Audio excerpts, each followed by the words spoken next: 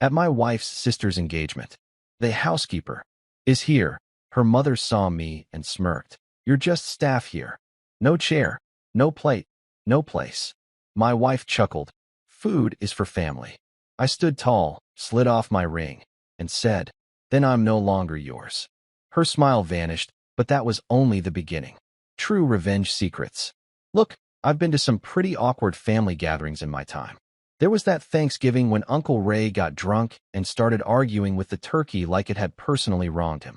There was Christmas 2 years ago when someone thought it'd be fun to play honest opinions as a drinking game, which ended exactly as terribly as you'd imagine.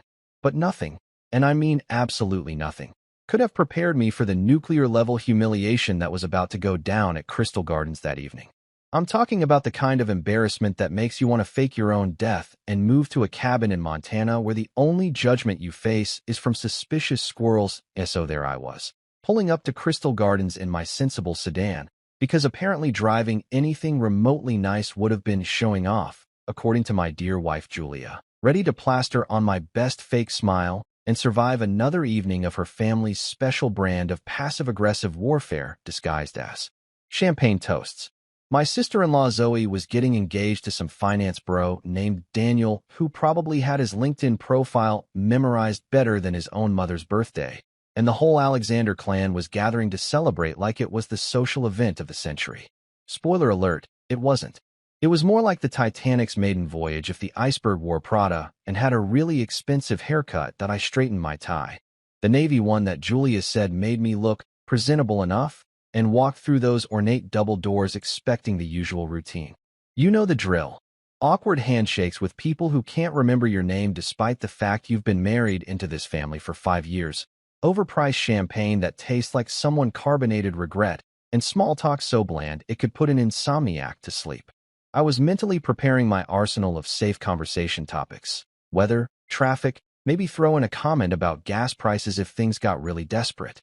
I had my game face on, ready to nod politely, while Julia's Uncle Bernard explained cryptocurrency for the 800th time like he'd personally invented Bitcoin.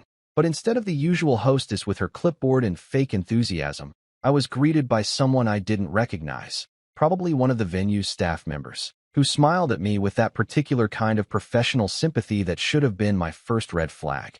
She was holding a silver tray with name badges, those fancy ones with the calligraphy so perfect it probably cost more than my monthly car payment. I figured it was one of those weddings where they wanted everything Instagram perfect, down to the last monogram napkin. Sure, whatever. I'd play along.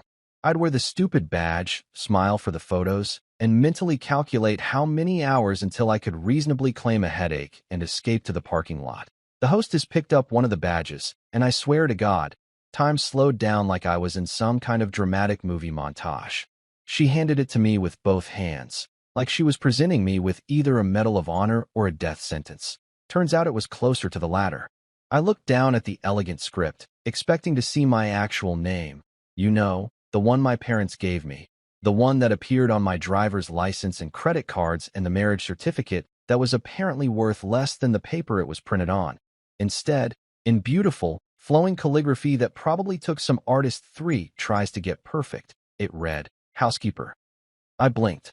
Surely I was reading it wrong. Maybe it was the lighting, or maybe I'd somehow grabbed the wrong badge, or maybe this was some kind of weird inside joke that nobody had bothered to explain to me, because communication wasn't exactly the Alexander family's strong suit. But nope. I read it again. Still said housekeeper. Not honored guest. Not brother-in-law. Not even random dude married to Julia. Just housekeeper, like I was supposed to show up with a feather duster and a spray bottle of Windex. Before I could process what was happening, before my brain could catch up with the absolute audacity of what I was holding, I heard the sound that would haunt my nightmares for weeks to come. My mother-in-law Clarissa's laugh. Not a genuine laugh, mind you. This was the kind of laugh that villains practice in front of mirrors. The kind of laugh that says, I've been planning this moment for months, and it's even better than I imagined. She glided over. And I mean glided, because women like Clarissa don't just walk. They float on clouds of superiority and Chanel No. 5, wearing a dress that probably cost more than most people's mortgage payments and a smile so sharp it could cut glass. Oh good, you made it, she said, her voice dripping with the kind of fake sweetness that gives you cavities. "You're just staff here tonight, darling. No chair for you. No plate. No place at the family table. We thought it would be more appropriate given your current station." She said station like she was discussing something she'd found stuck to the bottom of her Louboutins. Then she actually smirked. This woman, who I'd helped save from financial ruin more times than I could count, who'd called me at 2 in the morning crying about her divorce proceedings, who'd begged me to help hide assets from her ex-husband. She smirked at me like she'd just won the lottery, and I was the losing ticket she'd crumpled up and tossed in the trash.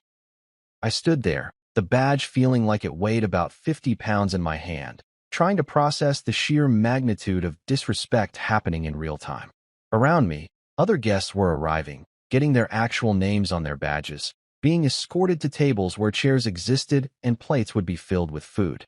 The venue was gorgeous, all crystal chandeliers and white roses, the kind of place where people pretend to be classier than they actually are. Soft music played in the background, probably something classical that cost extra to license.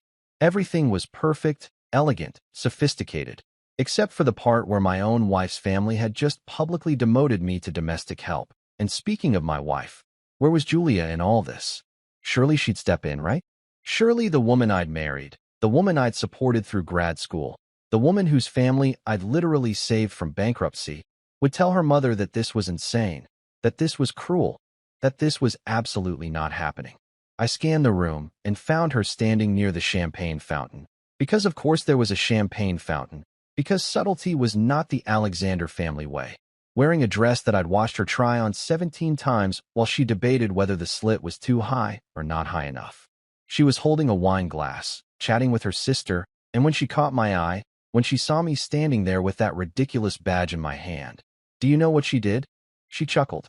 Not a nervous laugh, not an, "oh no, this is awkward" laugh. She actually chuckled, took a sip of her wine, and said loud enough for the people around her to hear, "Food is for family, honey. You understand." Then she turned back to her conversation like she'd just commented on the weather, like she hadn't just co-signed my public humiliation, like the vows we'd taken 5 years ago about being partners and equals were just words we'd said to make the wedding video look good. Something snapped inside me in that moment. Not in a dramatic, explosive way. Nothing that would give them the satisfaction of saying I'd caused a scene. No, this was different. This was clarity cutting through 5 years of fog, 5 years of making excuses, 5 years of telling myself that Julia's family was just traditional or particular or whatever other euphemism I'd used to avoid admitting that they'd never seen me as anything more than the help who'd accidentally gotten a ring. I stood there in Crystal Gardens, surrounded by people in designer clothes sipping expensive champagne, holding a badge that reduced my entire existence to a job title, and I realized something profound. I was done. I looked at that badge one more time, at the perfect calligraphy that someone had been paid good money to create, at the word housekeeper that was supposed to put me in my place. Then I looked at my wedding ring. The simple gold band that I'd worn every single day for 5 years, through good times and bad times and times that were so mediocre they weren't worth categorizing. I'd never taken it off, not once.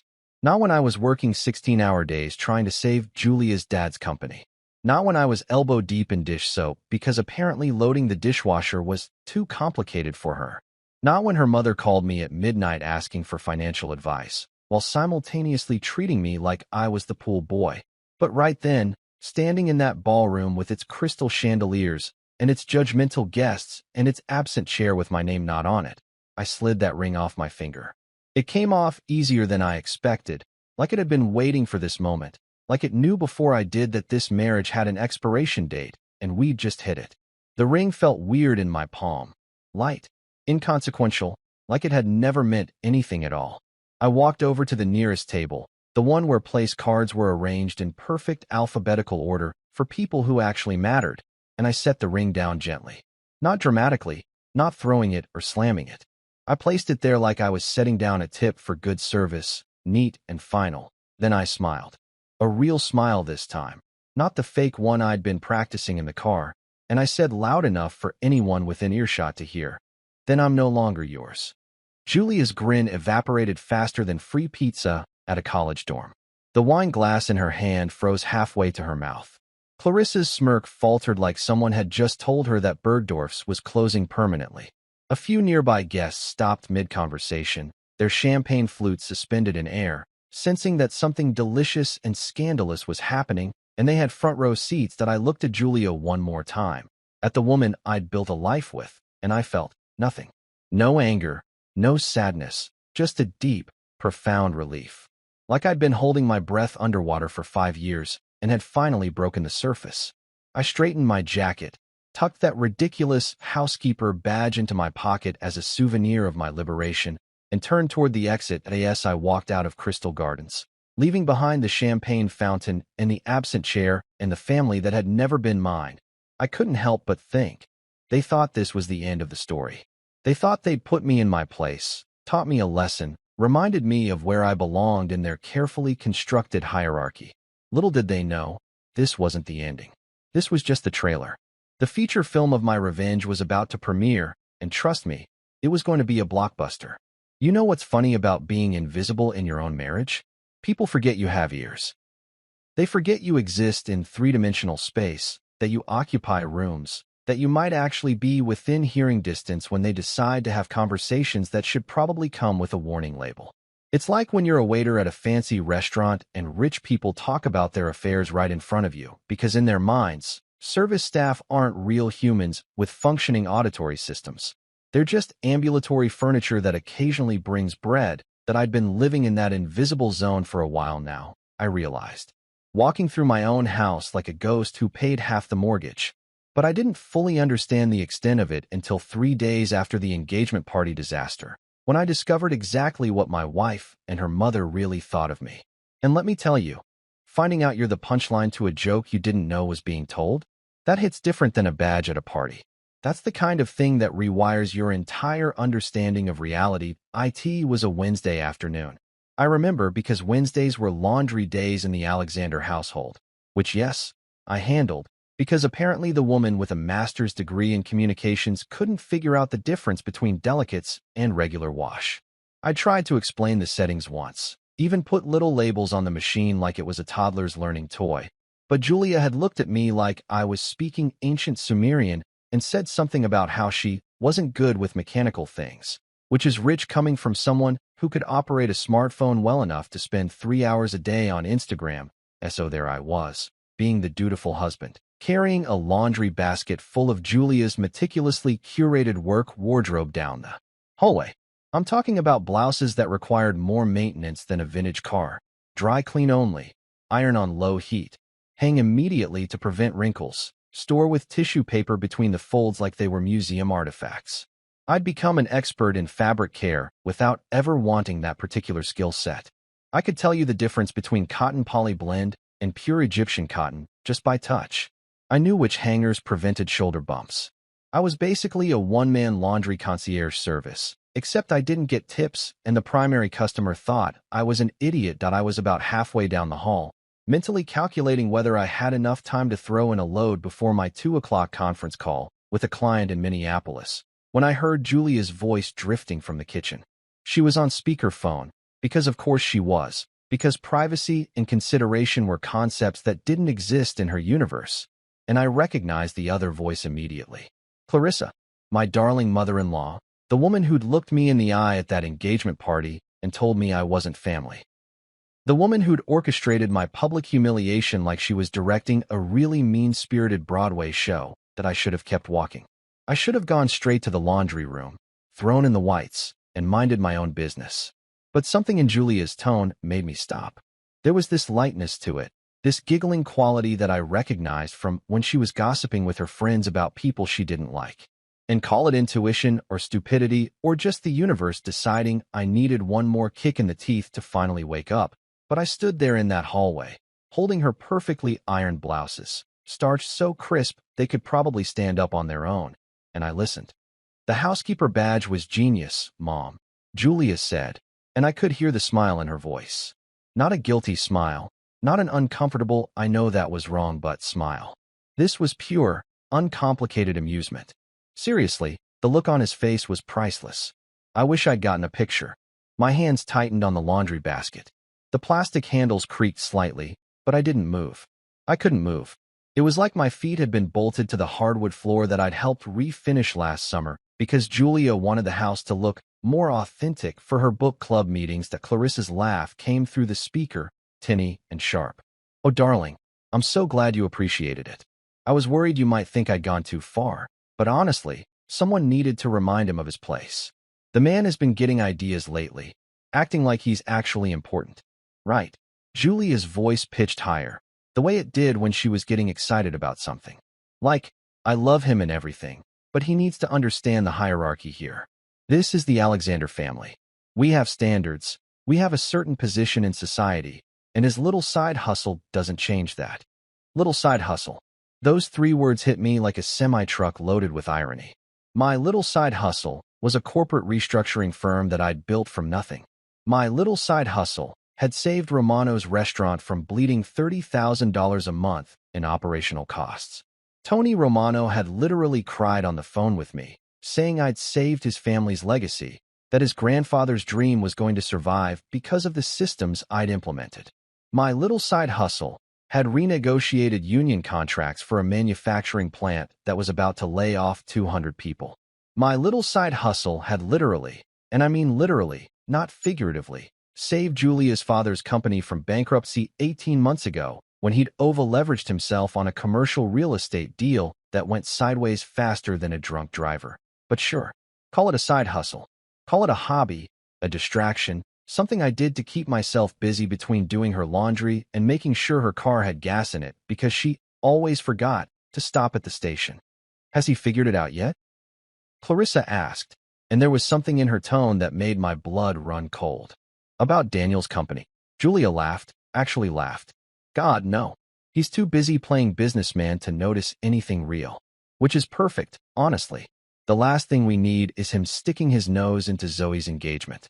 Daniel's IPO is going to make all of us rich, and I'm not letting Mr. Excel spreadsheet ruin it with his paranoid due diligence nonsense. I blinked. Once. Twice. Tried to process what I was hearing. Daniel's company. The fintech startup that I'd briefly looked into because something about it had pinged my professional radar as suspicious. Julia knew I had concerns about it. I'd mentioned it to her, casually, over dinner one night. Just a "hey, has Daniel shared any actual financial statements with Zoe?" kind of question. Julia had shut me down immediately, said I was being jealous and controlling, and that not everyone needed to run their relationships like a corporate merger. The best part, Julia continued, and I could hear her moving around the kitchen, probably refilling her wine glass because it was Wednesday afternoon and day drinking was apparently a personality trait in the Alexander family, is that he actually thinks his opinion matters. Like, he literally tried to tell me we should wait on buying the lake house because the market fundamentals don't support vacation property right now. She said this in a mocking, deep voice that I guess was supposed to be an impression of me. Market fundamentals. Can you believe that? Like I'm going to take financial advice from someone who drives a 4-year-old Honda. There it was. The Honda. I'd bought that car because it was reliable, efficient, and practical. All qualities that apparently translated to loser in the Alexander family language. Never mind that it was paid off, that it got excellent gas mileage, that Consumer Reports rated it as one of the most dependable vehicles on the market. It wasn't a BMW or a Mercedes or whatever overpriced status symbol Julia thought I should be driving. So clearly, I was some kind of failure. "Well, he serves his purpose," Clarissa said, and her voice had this dismissive quality that made me want to throw the laundry basket through a window. "He keeps the house running. He doesn't cause problems at events. Well, except for his little dramatic exit the other night, which honestly just proved my point. And he's useful when we need someone to handle the boring details. But you're right to keep him in check. Men like that, if you give them an inch, they start thinking they deserve a mile. Men like that. Men like me. Men who worked their asses off, who built businesses from nothing, who solved problems that people with fancy last names and trust funds created with their incompetence and arrogance. Men who apparently existed solely to be useful, to be tolerated, to serve a purpose like a kitchen appliance that you didn't think about until it stopped working. Maybe now he'll stop pretending his side hustle matters, Julia said, and there was this finality in her voice, like she'd just solved a problem that had been bothering her. Maybe he'll finally understand that he's lucky to be part of this family, and he should just be grateful and quiet. I stood there in that hallway, holding her blouses, the ones I'd picked up from the dry cleaner, the ones I'd carefully inspected for stains before hanging them in her closet, organized by color and season like I was running a boutique. I stood there and I realized something that probably should have been obvious years ago. This wasn't a marriage. This wasn't a partnership. This wasn't even a functional relationship with problems we could work through with counseling and communication and effort. This was servitude with matching towels and a joint checking account. That I was the help. I'd always been the help. The only difference between me and the actual housekeepers that Clarissa hired was that I didn't get paid, and I was expected to be grateful for the privilege. Julia and her mother kept talking, moving on to other topics. Something about a charity gala. Something about Julia's cousin who'd just gotten engaged to a hedge fund manager. Something about whether the wine they'd ordered for Thanksgiving was prestigious enough. Their voices faded into background noise, meaningless chatter from people who'd never seen me as human. Just as functional that I looked down at those blouses in my arms, perfectly pressed and starched, ready for Julia to wear to her job at her father's company, where she had a title that sounded important and responsibilities that could have been handled by a well-trained intern.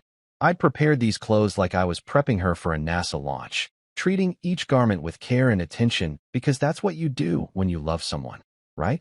You take care of them. You handle the details. You make their life easier. Except it wasn't love I was receiving in return. It was contempt dressed up as tolerance. It was utility mistaken for affection. It was being kept around because I was useful, not because I was valued. I stood in that hallway for another moment, listening to my wife laugh with her mother about how successfully they'd put me in my place, and something inside me that had been cracking since the engagement party finally shattered completely. The feature film of my revenge? Yeah, it was definitely premiering. And Julia had just bought herself a front row seat. Let me tell you something about being underestimated.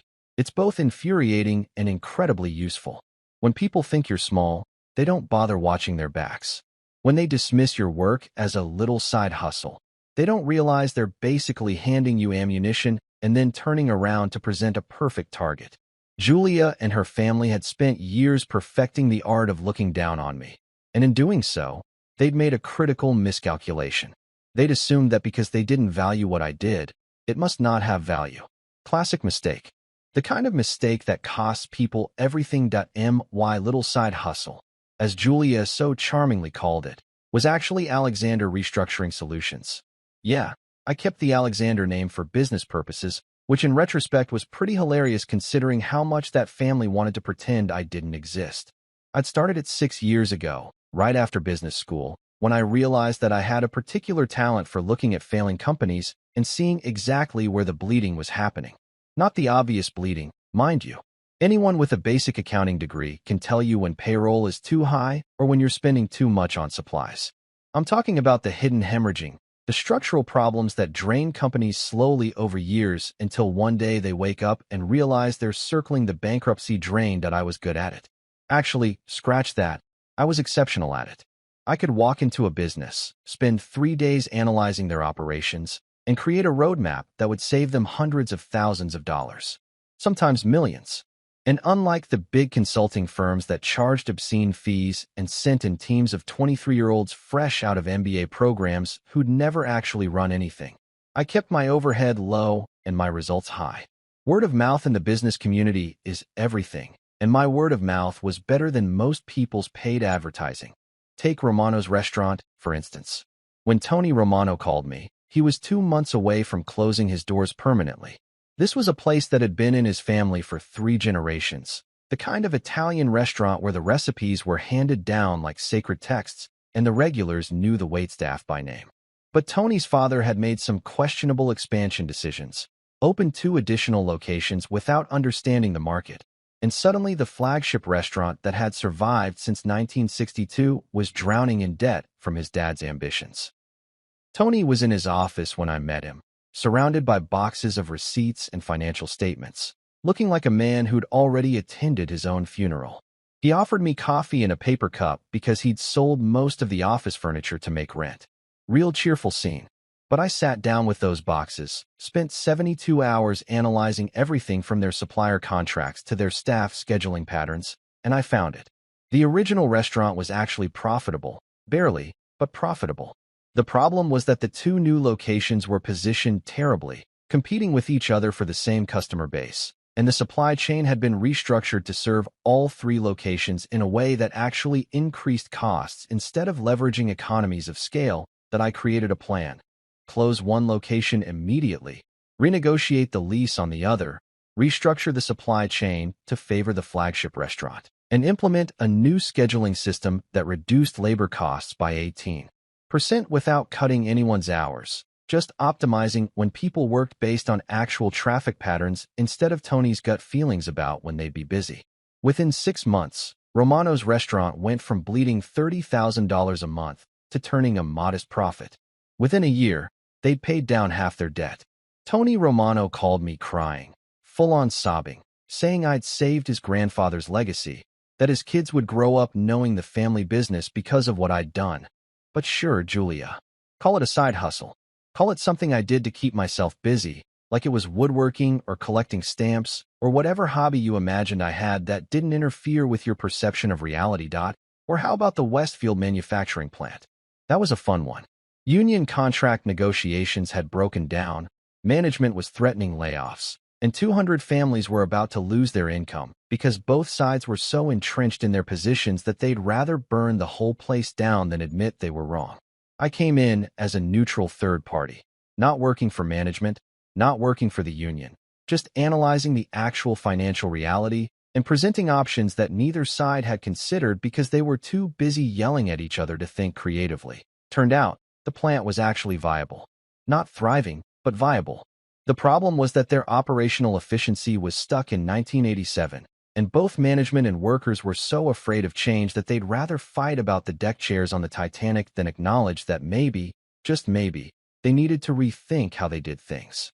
I proposed a profit-sharing model that gave workers a real stake in efficiency improvements, combined with a modernization plan that didn't eliminate jobs, but instead retrained people for new roles.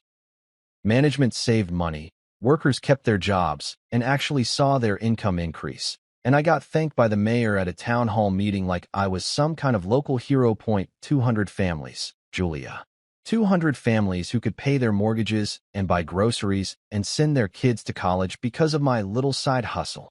But I guess that doesn't count for much when you're comparing it to your father's company with its glass office tower and its logo that probably cost more to design than most people make in a year. And speaking of your father's company, oh boy, let's talk about that particular adventure in financial incompetence.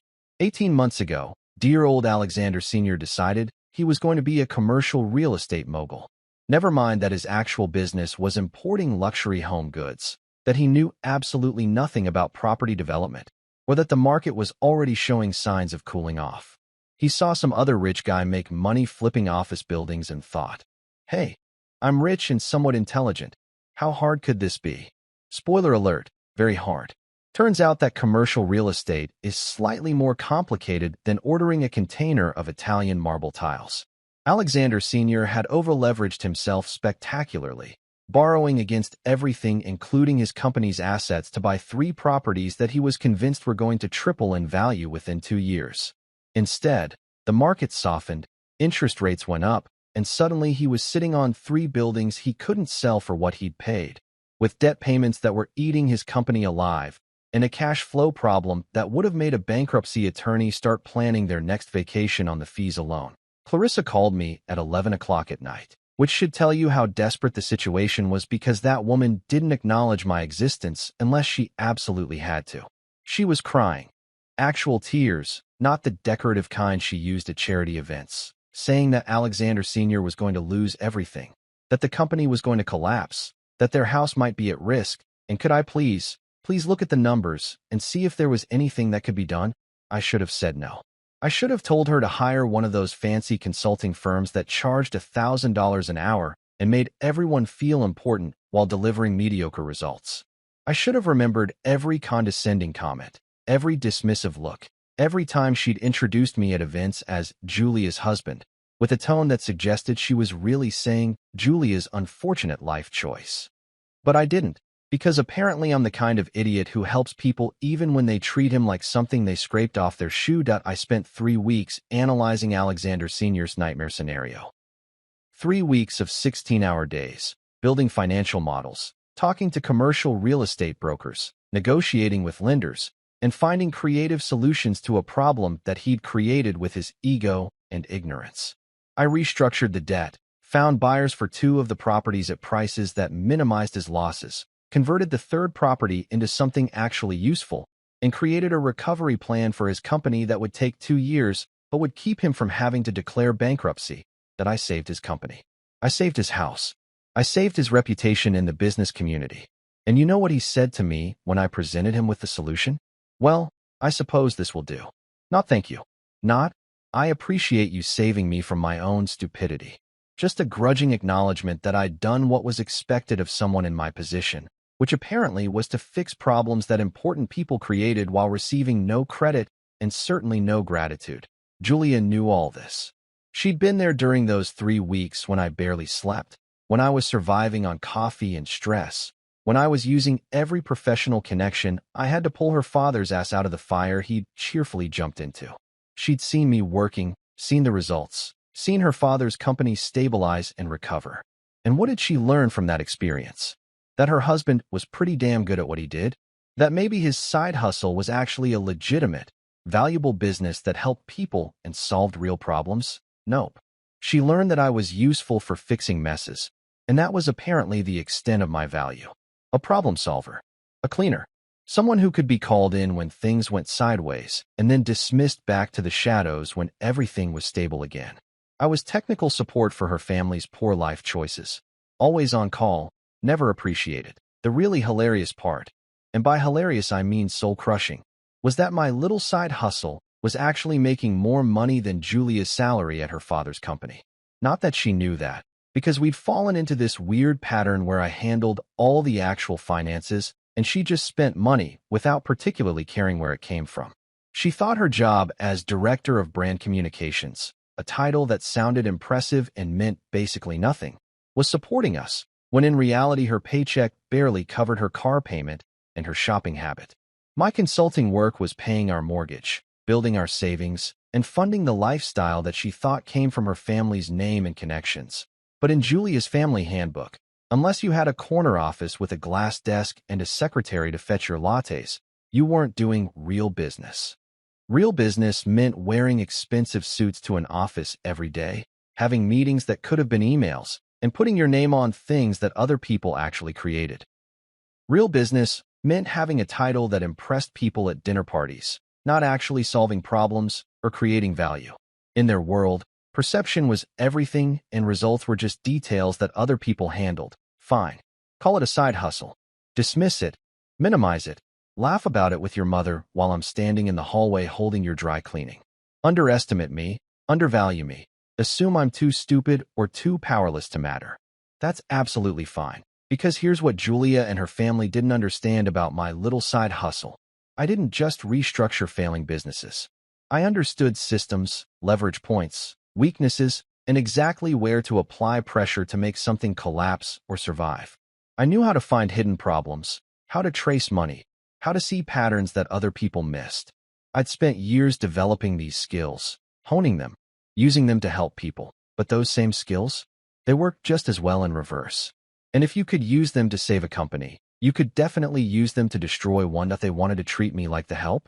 They wanted to give me a badge that said housekeeper and laugh about my little side hustle that didn't matter. Okay then, let me show you what this housekeeper can do when he decides to clean house for real. Because trust me, when I'm done, this place is going to be absolutely spotless. 3 days before the engagement party from hell, I was in my home office trying to finish a financial analysis for a client in Denver when I heard a knock on the door. Not the doorbell, an actual knock, soft and hesitant, the kind of knock that says, I really don't want to bother you, but I'm desperate, and you're my last option. I figured it was a package delivery or maybe one of those kids selling overpriced candy bars for their school fundraiser, which I always bought, because I'm apparently incapable of saying no to a 12-year-old with a laminated order form and a rehearsed speech about their basketball team. But when I opened the door, it was Zoe, Julia's little sister, the bride-to-be, the woman who was supposed to be floating on cloud 9 planning her dream wedding to her dream guy. Except she looked about as far from cloud 9 as humanly possible. She looked like she'd been stationed somewhere around cloud -17, in the thunderstorm section, possibly near the hail. Her mascara had migrated from her eyelashes to her cheeks in dark streaks that suggested she'd been crying for a while, and her eyes were red and puffy like she'd lost a fight with waterproof eyeliner, which, knowing Zoe's makeup skills, she probably had. "Can I come in?" she asked, her voice doing that shaky thing that happens right before someone completely loses it. "I need to talk to someone who isn't family." "Well, technically you are family, but you're also not, you know? You're like family adjacent. Family light. The non-judgmental version." I stepped aside and let her in, closing the door behind her and already mentally preparing myself for whatever drama was about to unfold. The Alexander family didn't do anything small. When they had problems with a capital P, the kind that required multiple therapy sessions and possibly a documentary crew. I led her to the living room, where she collapsed onto the couch like someone had cut her puppet strings, and I went to the kitchen to get her some water because that's what you do when someone shows up looking like their entire life is imploding. When I came back, she'd grabbed one of the decorative pillows that Julia had spent 45 minutes arranging last week, because apparently pillows have feelings and specific positions they prefer, and was hugging it like it was a life raft. I handed her the water, sat down in the chair across from her, and waited. I'd learned a long time ago that sometimes people just need you to shut up and let them get to it in their own time. "Daniel wants me to sign a prenup," she finally said, staring at the water glass like it held the answers to the universe. Which, okay, fine. I get it. Prenups are smart. They're practical. They're what responsible adults do before they get married. I wasn't offended or anything. But then I actually read it, and she trailed off, took a sip of water, and I could see her hands shaking slightly. "It's insane. Like, completely insane. I get nothing if we divorce in the first 10 years. Nothing. Not a percentage, not a settlement, nothing.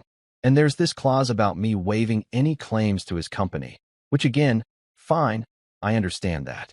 But the way it's written, it's like he's expecting to be worth billions or something."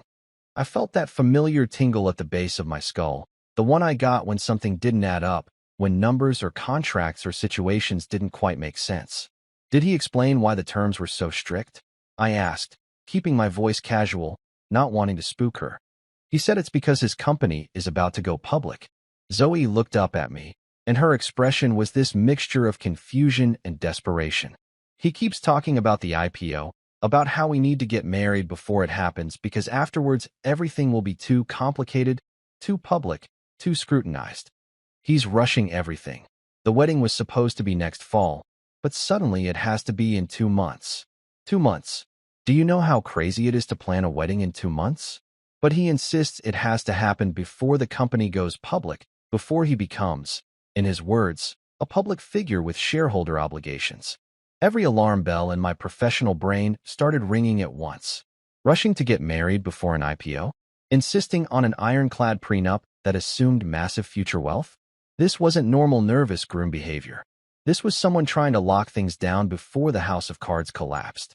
I'd seen this pattern before, usually right before I got called in to restructure a company that had been running on lies and borrowed time. "Has he shown you any documentation about the company?" I asked, trying to keep my tone neutral, just curious, not accusatory. "Financial statements, investor presentations, anything concrete about this IPO?" Zoe shook her head, setting the water glass down on the coffee table without using a coaster, which would have made Julia have a minor stroke if she'd been there. "He says it's all confidential, that he can't share the details until after the public filing. But he keeps talking about how we're going to be set for life, how his company is revolutionizing fintech, how investors are throwing money at them. He showed me pictures of the office they're moving into. It's gorgeous, like Google-level gorgeous, with a coffee bar and everything. And he bought a Tesla, which he says is just the beginning because after the IPO he's planning to get a Porsche. Maybe 2 Porsches. Oh boy, this was getting worse by the second. Fancy office, expensive cars, big promises about future wealth, but no actual proof of current success? Combined with the rush to get married and the draconian prenup?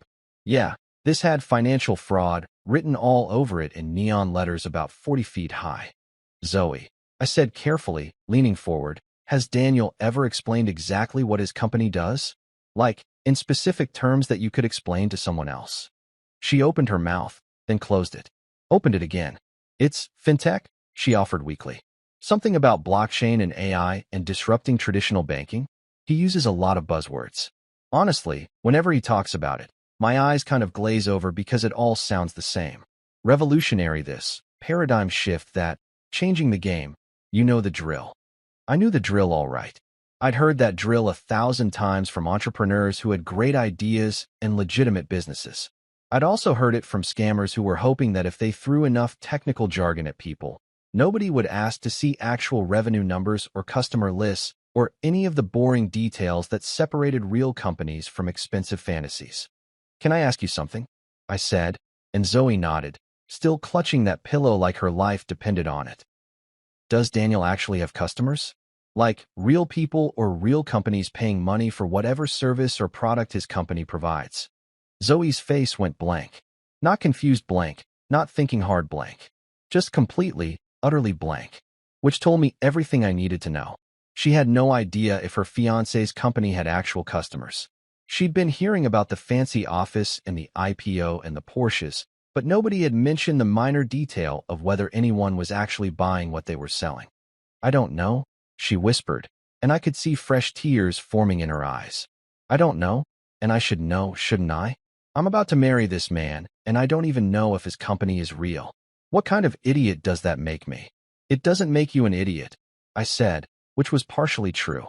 It made her trusting, naive, and way too willing to accept things at face value. But those weren't quite the same as being an idiot. It makes you someone who assumed the person you love was being honest with you, which is a pretty reasonable assumption to make about your fiancé. She laughed, but it came out more like a sob.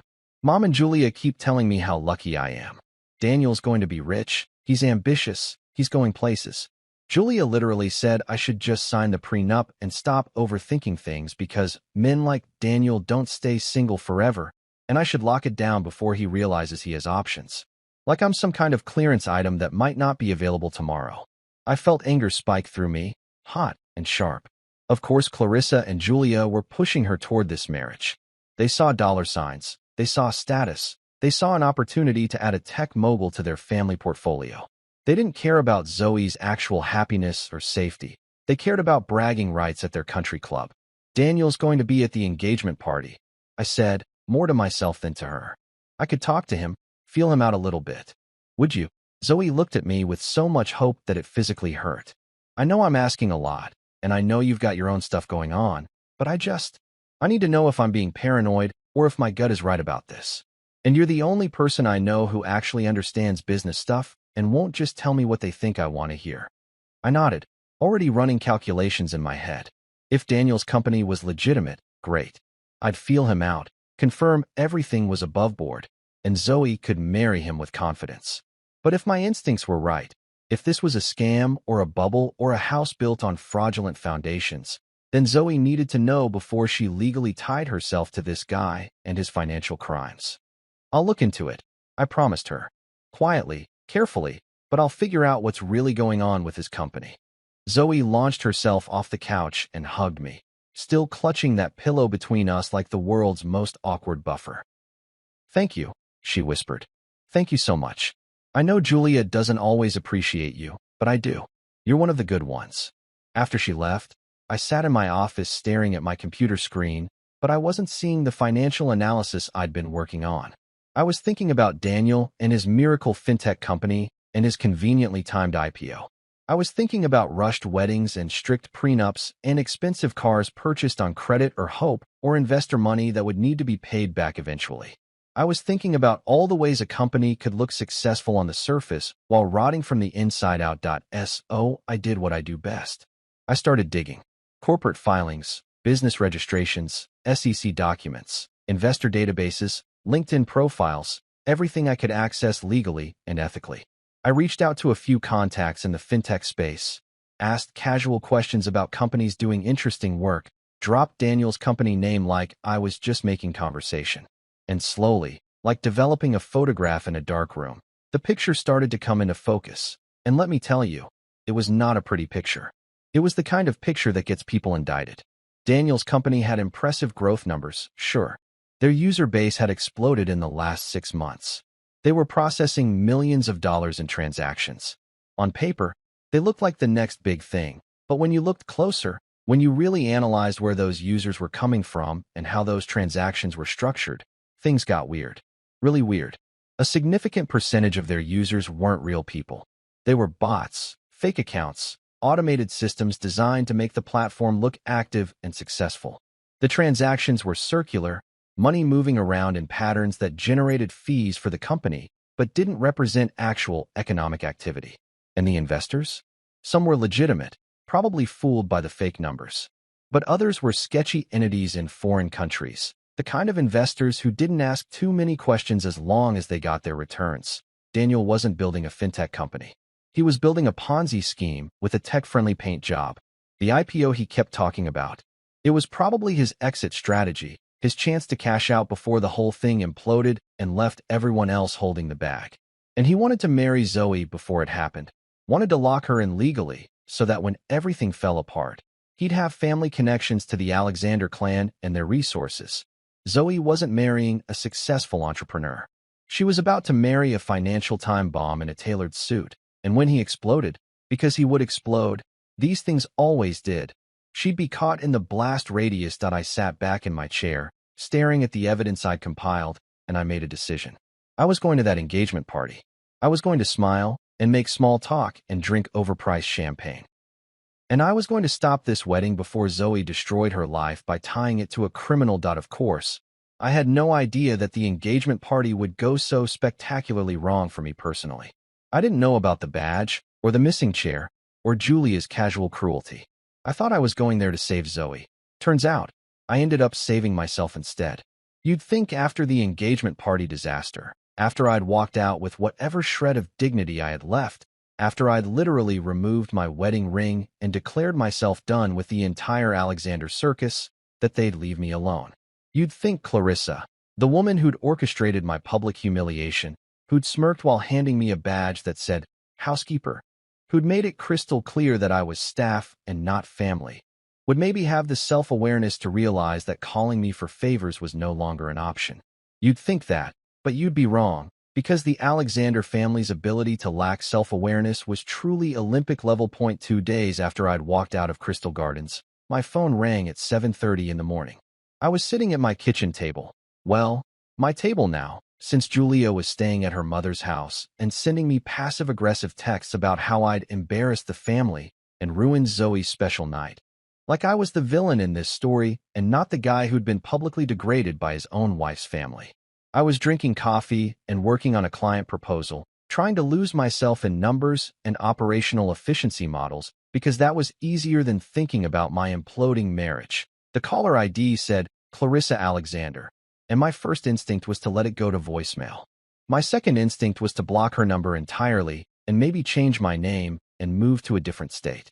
But curiosity got the better of me. Or maybe it was that thing where you can't look away from a car accident even though you know it's going to be horrible. I answered. Darling, she said, and I could hear that fake warmth in her voice, that syrupy tone she used when she wanted something. It was the same tone she'd probably use with a waiter right before she sent her meal back for the third time, because the garnish wasn't arranged properly. I hope I'm not catching you at a bad time. I almost laughed. A bad time? Lady, you handed me a badge that said Housekeeper 48 hours ago and told me I wasn't family. Every time is a bad time for you to call me. But I didn't say that. Instead, I just said, what do you need, Clarissa? No pretense, no pleasantries, just cutting straight to the chase because we both knew this wasn't a social call. Well, I have a small situation, she said, and I could practically hear her waving her hand dismissively like whatever she was about to ask for was no big deal, just a tiny favor between people who definitely weren't on speaking terms. You know how complicated finances can be after a divorce. Alexander's attorneys are being absolutely vicious about everything, and now I have an unexpected estate tax situation. The IRS is insisting I pay immediately, something about penalties and interest if I don't settle by the end of the week. It's all very tedious and frankly quite rude of them. I set my coffee down, my consultant brain immediately flagging about 17 things wrong with that statement. The IRS doesn't call people demanding immediate payment. That's literally one of the most common scam tactics in existence. Estate taxes don't work like parking tickets where you suddenly owe money by Friday. And Clarissa's divorce had been finalized over a year ago, so any tax issues related to it should have been resolved months ago by her team of expensive accountants. How much are they asking for? I said, keeping my voice neutral, curious to see exactly how deep into this obvious fabrication she was going to go. $50,000, she said, and there was this little catch in her voice, like she was fighting back tears, like this was just devastating for her. I know it's a lot, and I hate to ask, but I'm in a bind. My accounts are temporarily frozen due to the divorce proceedings. Alexander is being vindictive. You know how he is, and I just need a short-term loan. I'll pay you back within the month, with interest of course. I just need someone I can trust to help me out of this temporary situation. $50,000. She was asking me for $50,000. The same woman who'd given me a housekeeper badge was now asking me to loan her enough money to buy a luxury car. The same woman who'd told me I had no chair, no plate, no place at her family table was now calling me darling and talking about trust. The sheer audacity of it was almost impressive. Almost. Here's the thing, though. I knew Clarissa was lying. I knew this wasn't estate taxes, knew the IRS wasn't involved, knew this was some kind of scam or scheme, or just plain old greed dressed up as an emergency. A normal person would have said no, hung up, maybe blocked her number, and moved on with their life. But I wasn't feeling particularly normal right then. I was feeling vindictive and curious, and more than a little bit eager to see exactly how much rope Clarissa would take if I offered it to her. I can help you, I said, and I heard her exhale in relief on the other end of the line. Wire me your account information, and I'll transfer the money today. Oh, darling, you're a lifesaver, she gushed, and there was real happiness in her voice now, the kind of happiness that comes from successfully manipulating someone you think is stupid. I knew I could count on you. You're so much more understanding than Julia gives you credit for. This is just a temporary loan, you understand. I'll have it back to you before you even notice it's gone. Sure you will, I thought. Just like you'll apologize for the badge, just like Julia will admit she was wrong, just like Alexander Sr. will thank me for saving his company. I'll just hold my breath waiting for that. After we hung up, I immediately called James Fitzgerald. James was my right-hand man in the business, a forensic accountant who could find hidden money the way bloodhounds find escaped convicts. He was also deeply paranoid about financial fraud, which made him excellent at his job and occasionally exhausting at dinner parties when he'd start explaining how to spot money laundering schemes in casual conversation. James, I said when he answered, I need you to do a deep dive on Clarissa Alexander's finances. Everything you can find legally, bank accounts, investment portfolios, property holdings, the works. And I need it fast. This related to the engagement party thing Julia's been posting about on social media?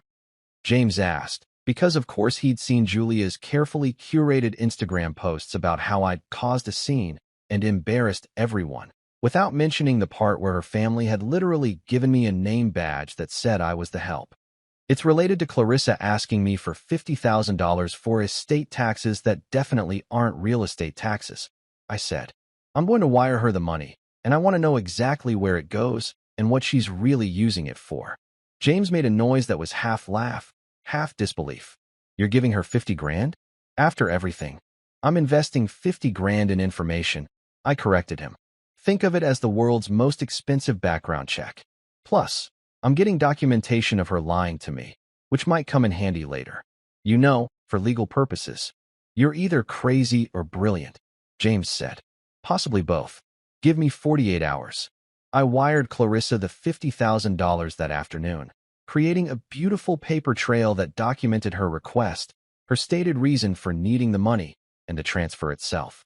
I even sent her a nice email confirming that this was a loan for estate tax purposes, to be repaid within 30 days with 3% interest. She responded with exclamation points and heart emojis, actual heart emojis, from the woman who'd called me staff, thanking me profusely and promising this wouldn't be forgotten. She was right about that last part, at least. This definitely wasn't going to be forgotten. James called me back 36 hours later, which was faster than I'd expected and probably meant he'd found something really interesting. Okay, he said, and I could hear papers shuffling in the background. First of all, Clarissa doesn't owe any estate taxes. Her divorce settlement was clean, all taxes were handled by her attorneys, and the IRS has no open cases against her. So that whole story was complete fabrication, which you already knew. Where'd the money go? I asked, pulling up my laptop to take notes. Directly into her personal checking account, and then things get interesting. She moved $20,000 to an offshore account in the Cayman Islands. Another 15 went to pay off credit cards that were apparently maxed out. We're talking Neiman Marcus, Saks, some jewelry store in Manhattan that sells watches that cost more than cars. 10,000 went to her country club to settle an overdue membership fee, and the remaining 5 got split between a spa in Miami and what appears to be a plastic surgeon's office in Beverly Hills. I started laughing. I couldn't help it. The woman had called me asking for emergency money for taxes and had immediately spent it on shopping debts, country club fees, and what was probably her next round of Botox. The sheer shamelessness of it was almost beautiful in its audacity. But here's where it gets really good, James continued, and I could hear the grin in his voice. I did the deep dive you asked for, and Clarissa's been hiding assets during her divorce.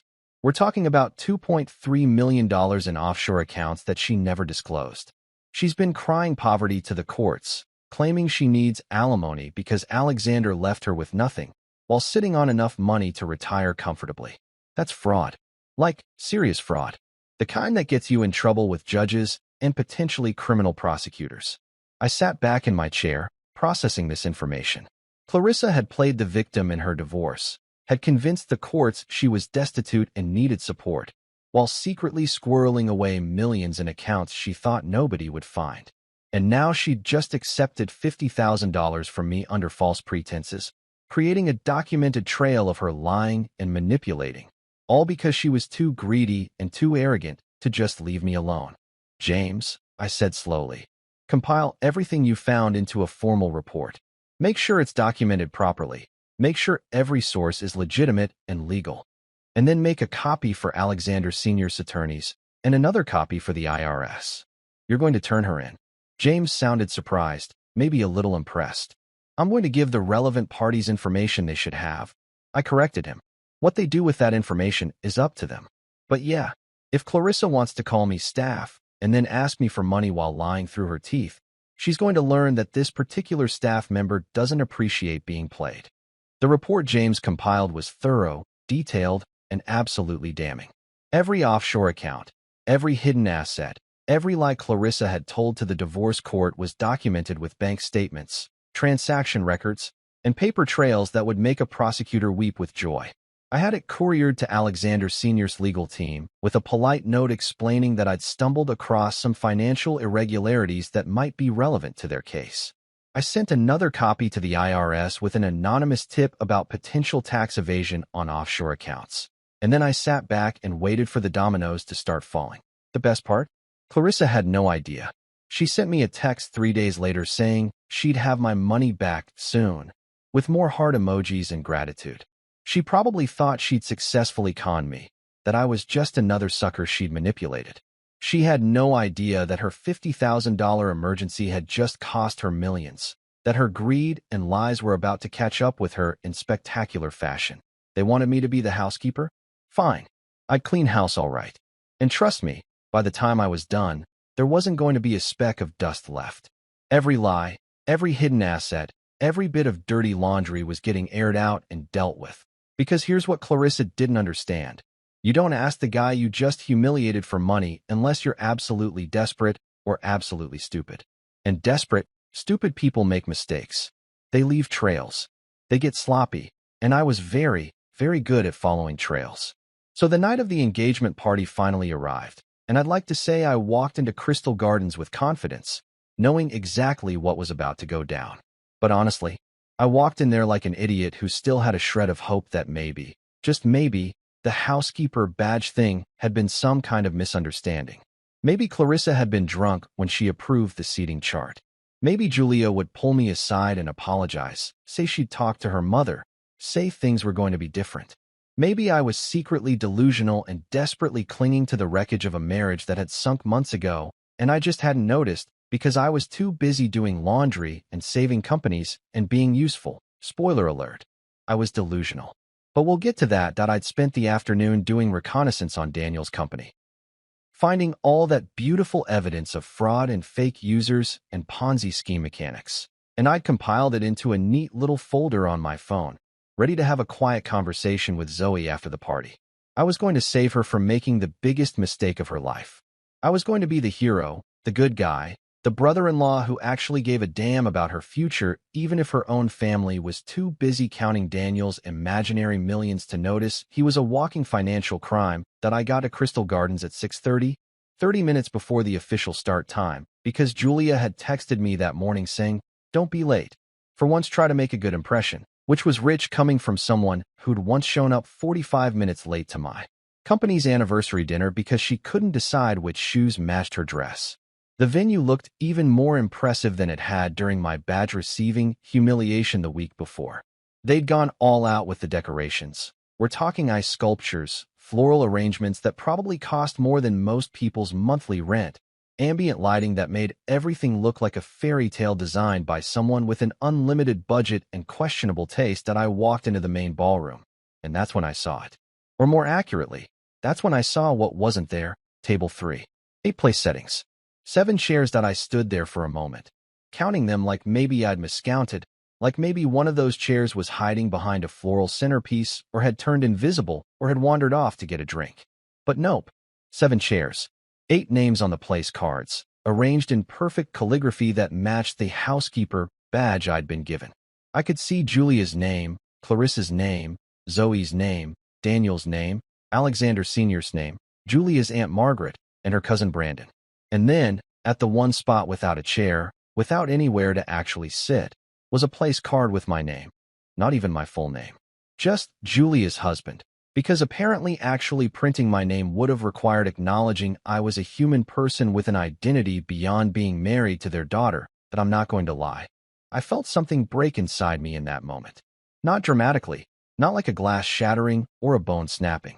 More like when you're bending a paperclip back and forth, and you can feel it getting weaker each time, and then suddenly it just separates cleanly in your hands like it was always meant to come apart right there. That's what it felt like.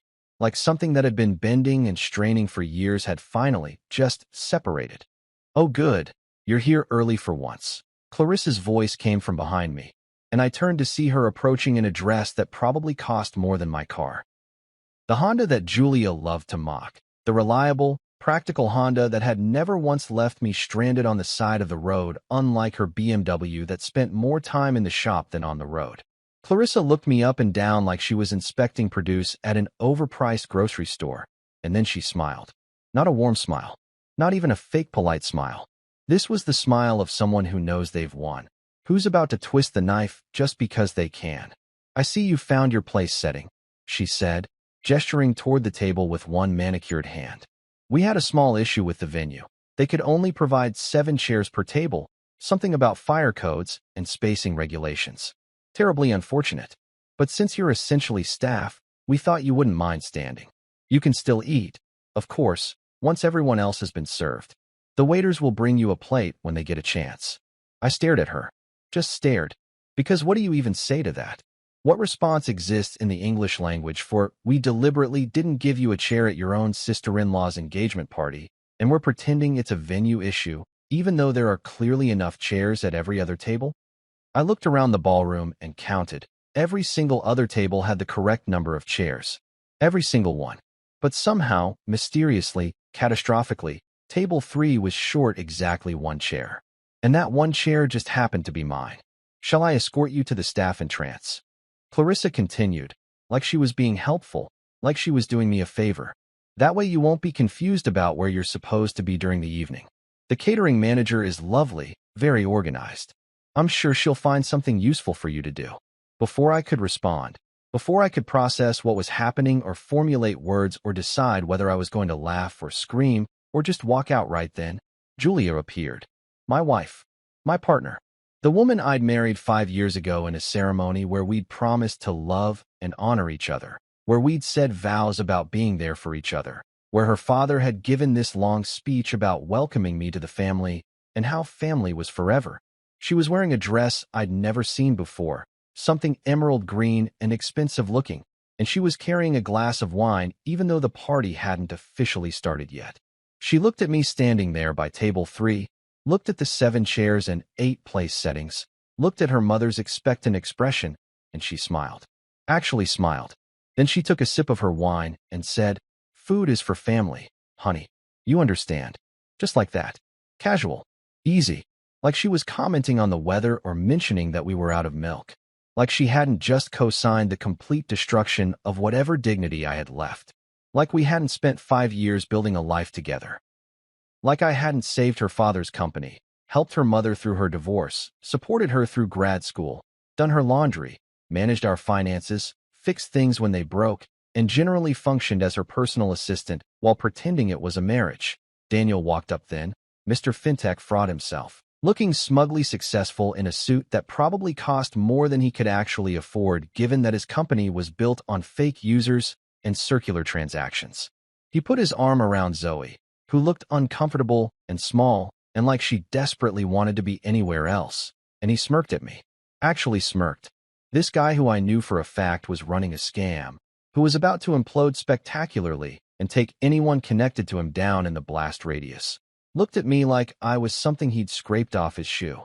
"Tough break about the chair situation, man," he said, and there was this condescending sympathy in his voice that made me want to punch him in his perfectly straight teeth. "But hey, at least you're here, right? That's what matters. Family is everything." He emphasized the word family just slightly, just enough to make it clear that he was family and I wasn't, that he belonged and I didn't, that he had a chair and I had a place card and nothing else. That I looked around at all of them. Clarissa with her victorious smile, Julia with her wine glass and her casual cruelty, Daniel with his smirk and his fraud and his unearned confidence.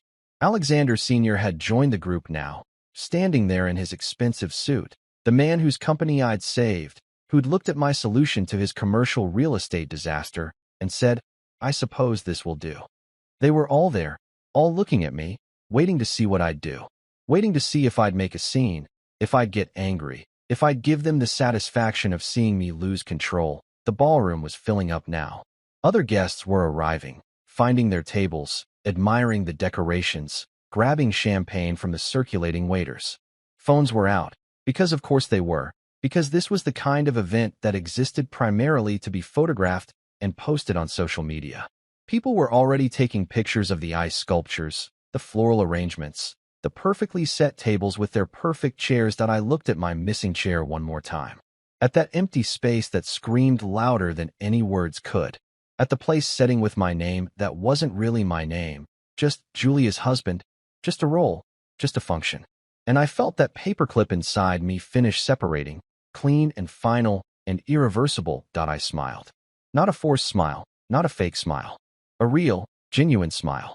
Because suddenly, standing there in that ballroom surrounded by people who'd never valued me, never respected me, never seen me as anything more than useful, I felt free. Lighter than I'd felt in years. Like I'd been carrying something heavy for so long that I'd forgotten what it felt like to not have that weight. "Wow," I said, loud enough for everyone nearby to hear, loud enough that a few other guests turned to look. "A magic trick. You turned my marriage into a game of musical chairs, and I lost." I laughed, because it was actually funny in a horrible, soul-crushing kind of way. "That's impressive. Really. The coordination it must have taken, the planning. Did you have meetings about this? A group chat? How can we make sure he knows he doesn't matter? I'm genuinely curious about the logistics." Julia's smile faltered. Clarissa's expression went from victorious to uncertain. A few people around us had definitely stopped their conversations to watch this unfold. I could see phones shifting from pointing at decorations to pointing at me. Good. Let them record this. Let them all see. I reached down and took off my wedding ring. It came off easily. I'd lost a little weight recently, probably from the stress of being married to someone who thought I was the help. I held it up for a moment, looking at it in the ambient lighting, this simple gold band that had meant everything to me and apparently nothing to her. Then I placed it carefully on the table, right next to the place card that said Julia's husband.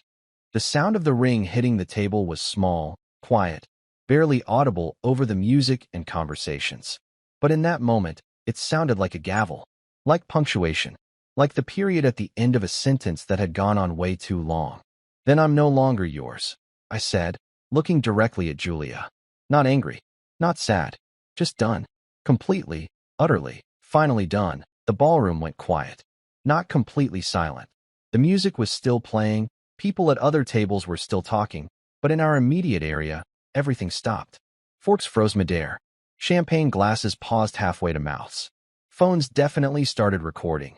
I could see the little red lights, could see people's faces light up with the glow of their screens as they captured this moment for posterity and social media, and whatever group chats they'd share it in later. Julia's face went through about 17 different emotions in 3 seconds. Shock, confusion, anger, embarrassment, and something that might have been panic. Her wine glass tilted dangerously in her hand, red wine sloshing toward the edge. Clarissa made a sound like someone had punched her in the stomach. Daniel's smirk evaporated. Alexander Sr. actually took a step forward like he was going to say something, then stopped, clearly having no idea what to say. I looked at all of them one more time. Memorized their faces, their expressions, this moment. Then I turned and walked toward the exit, my footsteps echoing on the polished floor, steady and sure, and not looking back. Behind me, I heard the explosion start. Julia's voice, high and panicked. Wait, what are you? Clarissa trying to salvage the situation. Everyone, let's just... Other voices joining in, confused guests asking what was happening. Phones clicking and recording and broadcasting my exit to whoever would watch. I walked out of Crystal Gardens with nothing but my dignity and my freedom. I left behind my ring, my marriage, and a family that had never been mine. And you know what? Best decision I ever made. I sat in my car in the Crystal Gardens parking lot for about 5 minutes, just breathing. My hands were steady on the steering wheel, which surprised me because internally I felt like I'd just jumped off a cliff. That moment of free fall where you're not sure if you're flying or falling, but either way, there's no going back.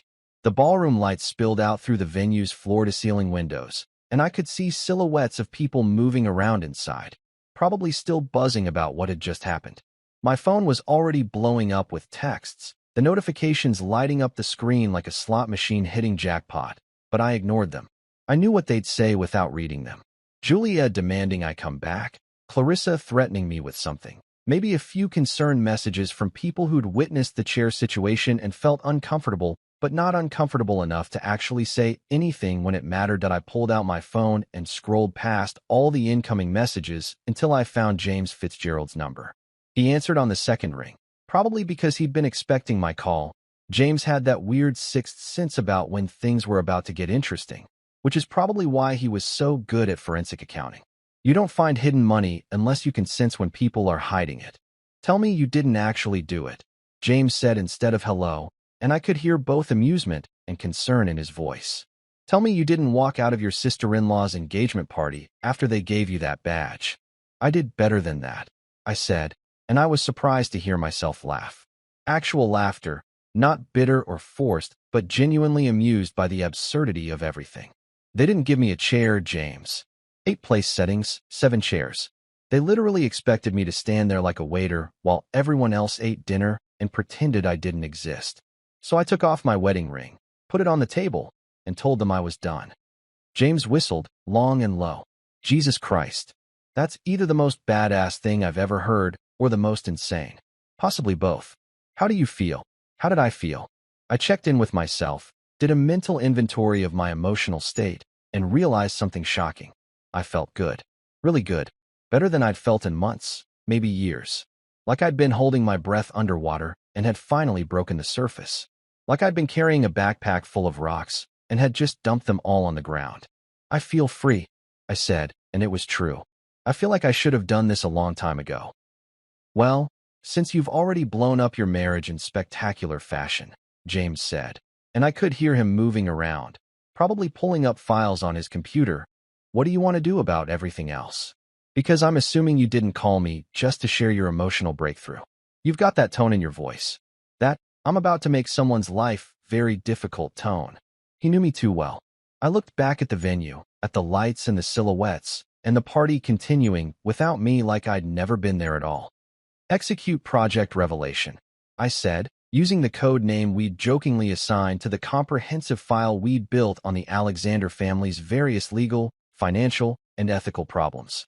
We'd started compiling it months ago, back when I'd first started noticing discrepancies in Alexander Sr.'s business dealings, before I discovered Clarissa's hidden offshore accounts, before I'd uncovered Daniel's fraud.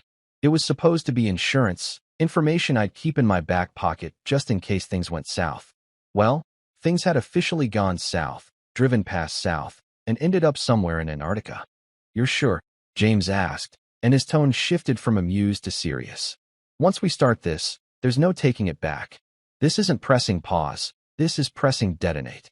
People are going to get hurt, businesses are going to collapse, there will be legal consequences. For them, obviously, but also potentially for you if anyone decides you orchestrated this out of revenge." "I didn't orchestrate anything," I said, and it was true.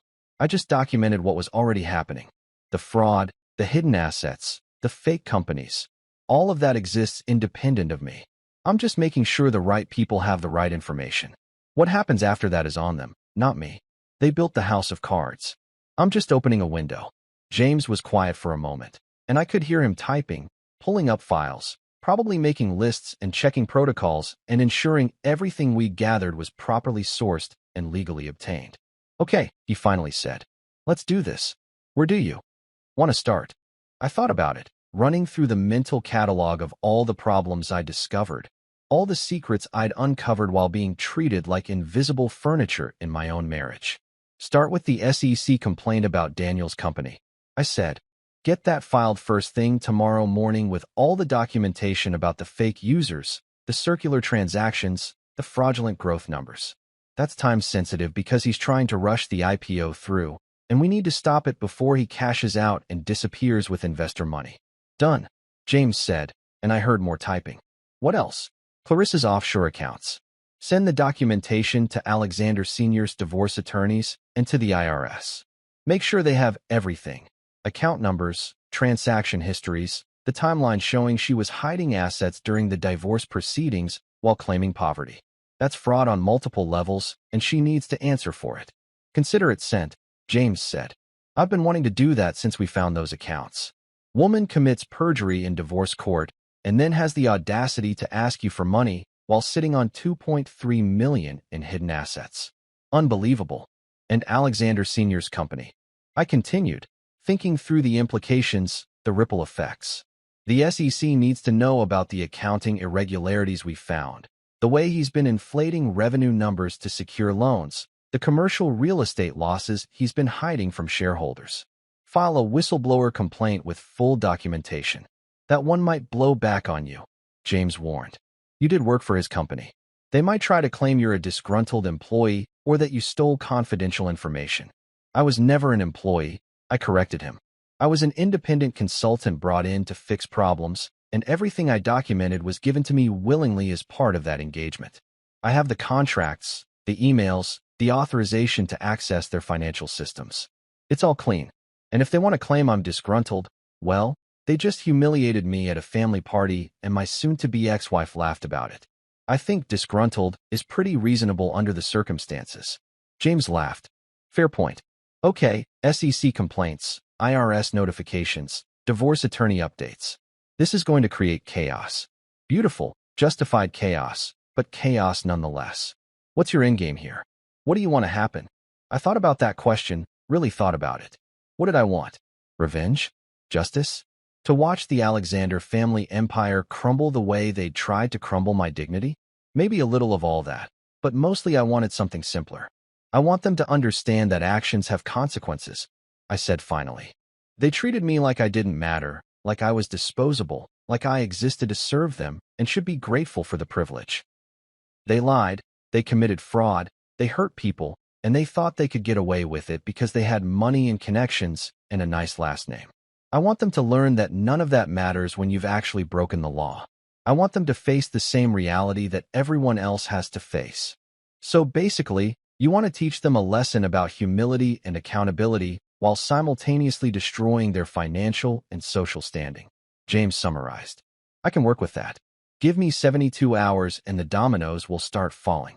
"Make it 48, I said, because I was feeling petty and impatient and honestly just done with giving the Alexander family any more of my time than absolutely necessary.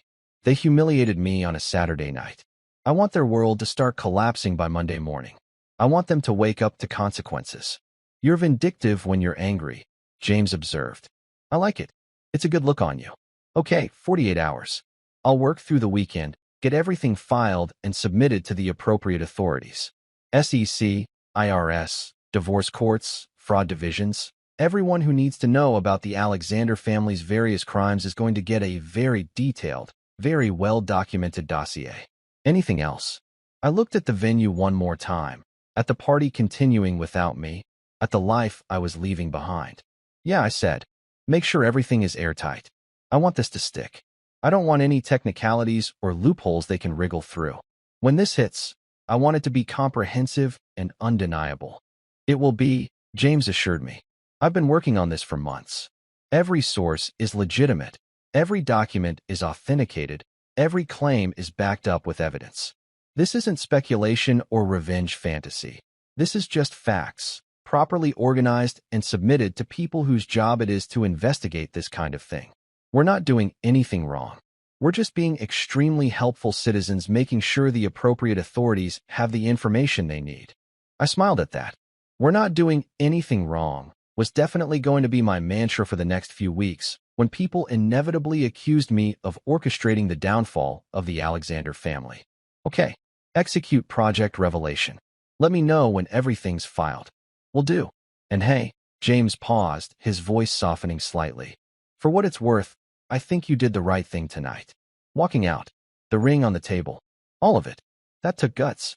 A lot of people would have just stood there and taken it, tried to laugh it off, pretended it didn't hurt. You drew a line and you walked away. That's respectable. Thanks, I said, and I meant it. I'll talk to you tomorrow. I hung up and sat there for another minute, letting the reality sink in. I'd just set in motion a chain of events that would systematically dismantle the Alexander family's carefully constructed facade. Within 48 hours, federal agencies would start investigating. Accounts would be frozen. Lawyers would be making urgent phone calls. The media would probably pick up the story about Daniel's fake company and the impending fraud charges. Clarissa's hidden millions would be exposed, her divorce settlement would be reopened, and she'd be facing potential criminal charges for perjury and tax evasion. Alexander Sr.'s company would be under scrutiny, shareholders would be demanding answers, and the board of directors would be in emergency sessions trying to figure out how much of their revenue was real and how much was accounting fiction. And Julia? Julia would be right in the middle of it all, watching her family's empire collapse, probably still not understanding why or how this had happened. Probably still thinking I was just the invisible husband with the little side hustle who'd gotten inexplicably dramatic about a missing chair that I started my car, my reliable, practical, frequently mocked Honda, and pulled out of the Crystal Gardens parking lot. As I drove away, I looked in the rearview mirror and saw the venue getting smaller, the lights dimming with distance. I didn't feel sad. I didn't feel angry. I just felt relieved, like I'd finally stopped playing a game where the rules were designed to make me lose. My phone buzzed with another incoming call. Julia's name on the screen. I declined it and kept driving. She could leave a voicemail if she wanted. She could text. She could call my friends. She could send her mother to bang on my door. Didn't matter. I was done responding, done explaining, done trying to make people understand why being treated like furniture in your own marriage was unacceptable. The next 48 hours were going to be interesting. The Alexander family was about to learn that the guy they'd dismissed as irrelevant, the guy they'd given a housekeeper badge to, the guy they'd denied a chair, that guy had been paying attention. He'd been documenting. He'd been building a case. And now that case was being delivered to every relevant authority who had the power to do something about it. They wanted me to clean house? Fine. I'd clean house. I'd clean it so thoroughly that when I was done, there wouldn't be a speck of corruption, fraud, or lies left standing.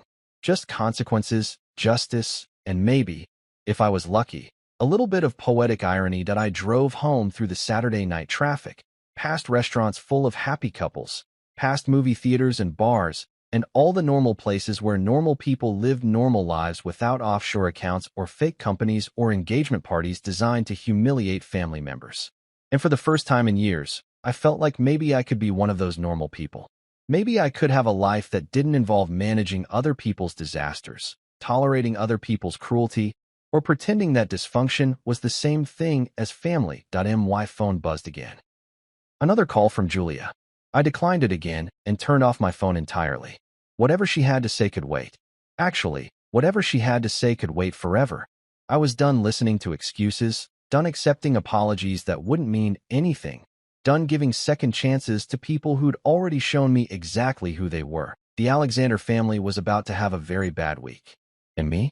I was about to start the first day of the rest of my life. A life where I had dignity, boundaries, and absolutely no obligation to stand at a table without a chair while people who called themselves family treated me like the help. Project Revelation was in motion. Let the games begin. Monday morning hit the Alexander family like a freight train carrying karma and legal documents. Daniel's company imploded first. The SEC froze their accounts at 9 a.m., and by 9:30, federal agents were walking into their fancy office with the coffee bar and everything. Turned out, when you build a fintech empire on fake users and circular transactions, the government gets really interested. Daniel's face on the news was priceless. All that smug confidence evaporated, replaced by panic and a lawyer whispering urgent instructions. Zoe called me crying, but these were happy tears. She'd broken off the engagement via group text at 8 a.m., right after I'd sent her the fraud documentation. "Thank you for saving my life," she sobbed. "Damn right I did. Clarissa's offshore accounts got seized Tuesday. The IRS moves slow usually, but $2.3 million in hidden assets gets their attention fast. Her Range Rover got repossessed Wednesday. Actually repossessed, with a tow truck and everything, right from the country club parking lot during her tennis lesson. The video went viral. Chef's kiss. Julia's father's company faced SEC investigations and shareholder lawsuits by Thursday. Turns out investors don't appreciate discovering your revenue numbers are fiction. And Julia? 27 missed calls. 27 voicemails that all sounded like bad soap opera scripts. "We can work this out. It was just a joke." Yeah, so was our marriage, apparently. Here's the best part. The part that still makes me smile when I think about it. Crystal Gardens. The venue where they'd humiliated me. Where they'd given me that housekeeper badge. Where my chair had mysteriously vanished. Went up for sale 3 months later. Turns out the owners had overextended themselves, couldn't make their loan payments, and were desperate to unload it fast. My firm bought it for pennies on the dollar. Absolute pennies. The kind of deal that made my accountant actually laugh out loud. I held a press conference at the venue, because I'm petty like that, and introduced new policies. No degrading name tags, no missing chairs, no family versus staff bullshit. Everyone gets treated with dignity, or they can take their events somewhere else. Clarissa's prized December charity gala. The one she'd been planning for months. The one that was supposed to restore her social standing after the offshore account scandal? Cancelled. I personally refunded her deposit with a note. Try Chuck E. Cheese. They have plenty of chairs. The look on her face when she got that letter? I didn't see it personally, but Zoe described it to me in vivid detail. Apparently Clarissa turned purple. Actually purple, like an eggplant wearing Chanel, worth every penny. 1 year later, I sat in that same Crystal Gardens ballroom. Not with Julia, not with Clarissa, definitely not with Daniel, who was currently enjoying federal prison cuisine. I sat at a round table. No head, no hierarchy, just equals, with real family. Tony Romano brought homemade cannoli, crying again about how I'd saved his restaurant. The union rep from Westfield Manufacturing brought his wife, thanking me for saving 200 jobs. James Fitzgerald was there, naturally, celebrating another year of successful justice. And Zoe, thriving and free, working at my firm now, better at due diligence than anyone I'd ever hired. We laughed. We ate. We celebrated actual relationships built on respect instead of obligation. No empty chairs, no name badges, no passive-aggressive seating charts designed to remind anyone of their place. On my office wall, I'd framed that housekeeper badge. Visitors always asked about it. I'd grin and say, they meant to insult me. Instead, they promoted me. Because I cleaned house, all right. And trust me, I left it spotless. Julia tried calling last month. I didn't answer. Some houses, once you clean them, you don't move back in. You just admire your work from a distance and move forward.